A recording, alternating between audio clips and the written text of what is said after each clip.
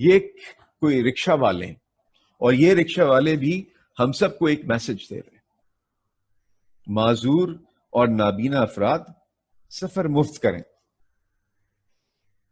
اور یہ بھی کیا ہوتا ہو، سارے دن رکشہ چلتا ہوگا، سارے دن پتہ نہیں کیا کیا کچھ، موسم کی سختی، سڑکوں کی پریشانیاں، حالات، سب کچھ فیس کر کے کچھ تھوڑا سا حصہ گھر جاتا ہوگا، اور جہاں موقع ایسا آ جائے کہ کوئی معذور یا نابینا فرد کو ضرورت ہو تو اس کے اندر اس کے لیے بھی حصہ موجود ہے۔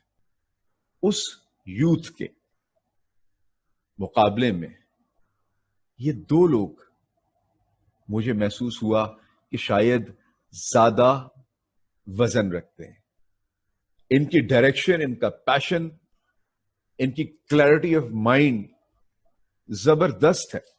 یہ پاکستان کے بننے کے مقصد کو بھی جانتے ہیں، اور یہ اس چیز سے بھی واقف ہیں کہ ہمیں پاکستان کو کچھ دینے کی ضرورت ہے۔